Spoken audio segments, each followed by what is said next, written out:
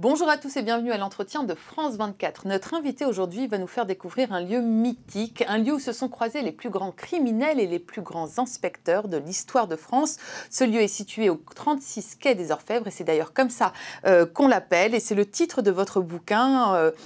Claude Cancès, merci d'avoir accepté notre invitation. Vous avez écrit une histoire illustrée du 36 quai des Orfèvres. Vous êtes ancien directeur de la police judiciaire et vous l'avez écrit en collaboration avec Charles Diaz, qui était contrôleur de la police nationale.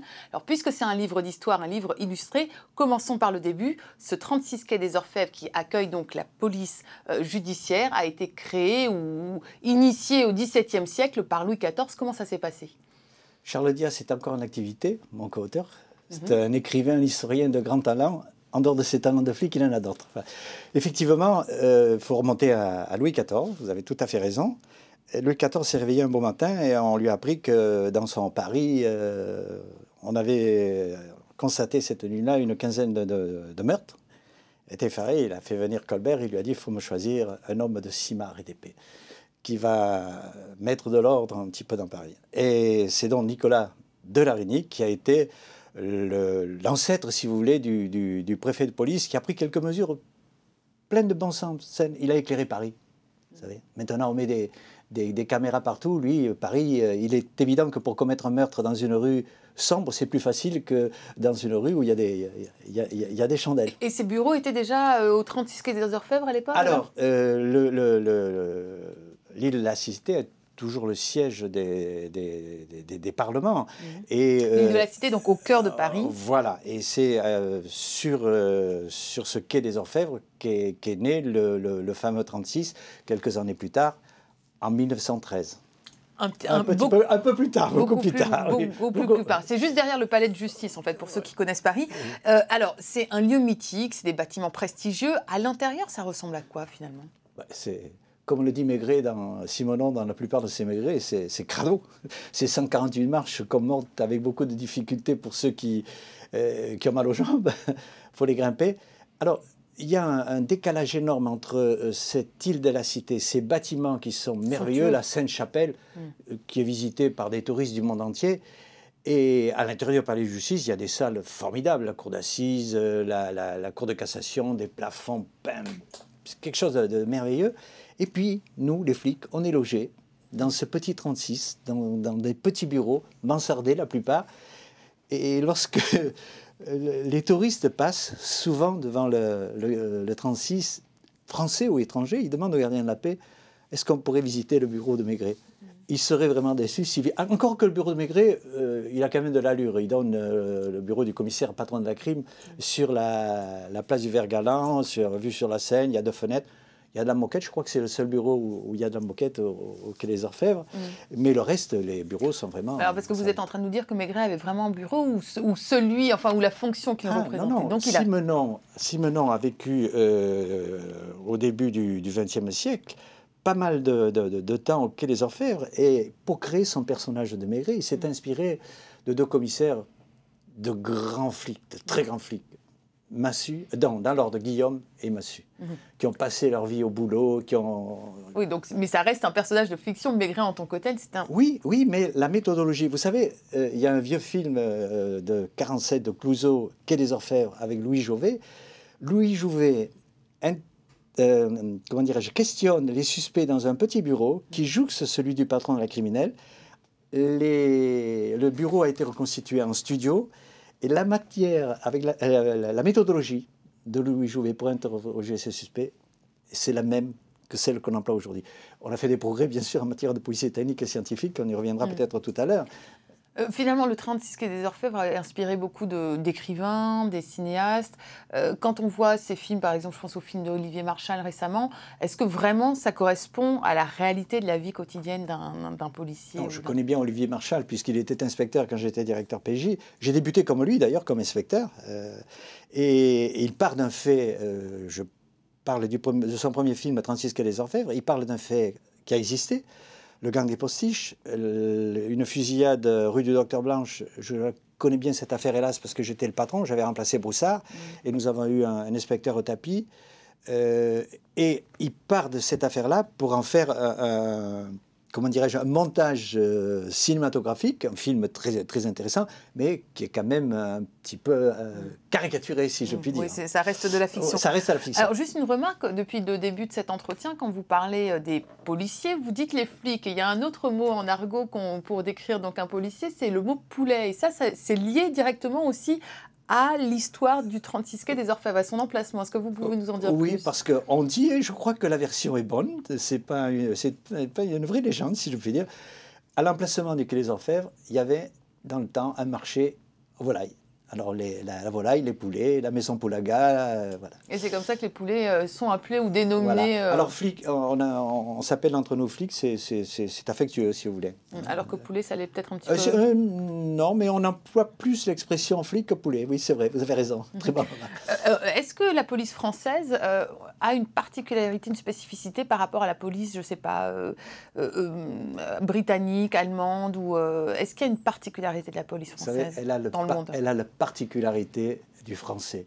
On est des merdes. Le système D, les Allemands sont très techniques, très, comment dirais-je, pour sortir des rails sur une filature, ils ont des principes. Et nous, c'est peut-être ce qui fait que, lorsque j'ai été détaché pendant 3 ans au cabinet du directeur général dans les années 80, je m'occupais des relations avec les polices européennes. À cette époque-là, l'Europe, heureusement pour moi, il n'y avait que 9 pays, mais tous nos collègues étrangers nous enviaient à la fois nos méthodes et nos structures. Et il n'y a qu'une chose qui nous enviait pas, c'est qu'on avait un retard colossal en matière de police technique et scientifique. Alors, système D, ça veut dire quand même fonctionner avec peu de moyens, d'une certaine façon. Être malin, être imaginatif aussi, si on voit le côté positif. Cela dit, ça peut donner lieu aussi à quelques dérives. Et d'ailleurs, 2011 a été une année noire quand même pour la police française. Il y a eu 3 grandes affaires, enfin 3 grands chefs de la police qui ont été mis en cause et mis en examen en partie. Je pense notamment à Néret, qu'on considère comme un grand flic à l'ancienne, qui a été incarcéré le 3 octobre pour corruption, trafic d'influence et pour ses liens avec le milieu et les indiques sur fond d'affaires de stupéfiants. Est-ce que c'est ça aussi les dérives du système D finalement? J'ai bien connu Néret. Quand j'étais chef de la BRI de Paris, l'anti-gang, il était chef de la BRI de Lyon. Nous avions des contacts mensuels, réunions de toutes les BRI de France à Paris. Et en dehors de ces réunions, on se téléphonait constamment. Néret avait toutes les qualités que les médias ont évoquées ces dernières semaines, d'un flic hors pair, charismatique, consciencieux, honnête, disponibilité totale. Il a fait tomber les plus belles équipes de voyous de France. Il en avait une qui n'a pas été évoquée parce qu'on est quelques-uns à la connaître. C'est que, vous savez, le flic de PJ, nous sommes des chasseurs. PJ, donc police judiciaire. Police judiciaire, excusez-moi. Nous sommes des chasseurs. Et lorsqu'on a le gibier en vue, on fait tout ce qui est en notre pouvoir pour le garder pour nous, le ramener dans les mailles et le déférer auprès de la justice. Mais lorsque l'affaire nous échappe, pour des raisons de compétences territoriales ou autres, on a du mal à passer le relais. Lui, combien de fois, étant à Lyon, il m'appelait, moi à Paris, en me disant, Claude, j'ai une équipe qui monte sur Paris, je ne peux pas la suivre. C'était fabuleux. Alors pourquoi? On a revenu à la question essentielle. Comment ce garçon-là, qui avait toute la confiance de tous les flics de France, qui était une référence, a plongé, parce que manifestement, il a franchi cette fameuse ligne jaune, comment en est-il arrivé là? J'espère que lui-même l'expliquera un jour, ne serait-ce que pour ces jeunes collègues qui rentrent à la police. Dire, voilà, j'ai déraillé pour telle et telle raison. Vous dites que finalement, vous êtes... les flics, donc je reprends votre expression, sont des chasseurs, mais quelquefois, vous devez vous imprégner effectivement du milieu dans lequel vous travaillez, pour chasser les criminels. Et en particulier, je pense à la mondaine, celle qu'on appelle la brigade mondaine, dont on dit que... Alors, elle n'existe plus, cette brigade, mais dont on dit que finalement, les policiers qui travaillaient dans cette brigade fricotaient presque un peu trop avec les malfaiteurs qui pourchassaient. Là, vous employez un euphémisme. Il y avait des ripoux. On ne les appelait pas ripoux à la mondaine. Je connais bien, j'ai vécu 9 ans. J'ai travaillé pendant 9 ans. Il y avait des policiers corrompus. La chance pour moi de ma vie, ça a été, lorsque je suis arrivé dans ce service, d'avoir été pris sous l'aile protectrice d'un flic honnête et qui m'a dit, attention, tu ne sors pas avec celui-là, tu ne sors pas avec celui-là, etc. Alors, qu'on ne me fasse pas dire, qu'on ne dise pas quand même que pour être ce que j'ai entendu dans certains médias ces temps-ci, pour être un bon flic, il faut être un voyou. J'ai connu des centaines, des milliers de flics qui avaient des indicateurs. Moi, j'en ai eu. Et je ne suis pas devenu voyou, je peux vous assurer. Mais c'est vrai que ça existait. mais il y a beaucoup moins. L'affaire Néré, évidemment, sort de l'ordinaire. Mais très sincèrement, si je fais une comparaison entre ce que j'ai connu en arrivant dans la police et maintenant, le flic est quand même moins corrompu que ne l'était le flic. Mais encore un petit peu corrompu quand Il même. y en a, oui, bien, il y en a. Hein, le flic est un homme. Alors, dernière question, juste, je reviens au titre de votre bouquin, Histoire illustrée du 36 quai des Orfèvres. Cette histoire, elle va bientôt finir puisque le 36 va déménager. Enfin, en tout cas, les policiers vont déménager. Et oui, hélas, ça va être un déchirement pour tous ceux qui, comme moi, sont attachés au 36.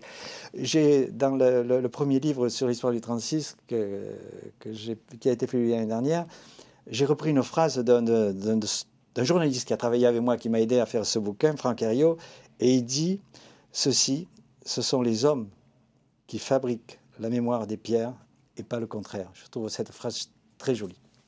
Et ils vont déménager où alors tous ces policiers? Au Batignolles, dans un grand terrain qui est à proximité des voies de chemin de fer, et c'est un petit peu excentré. Mais enfin, l'espoir de tous les amoureux, tous les passionnés du 36, c'est que on transporte quand même le 36, si vous voulez, qu'on trouve son âme. Son âme, et en nommant une rue ou un passage ou le 36, voilà.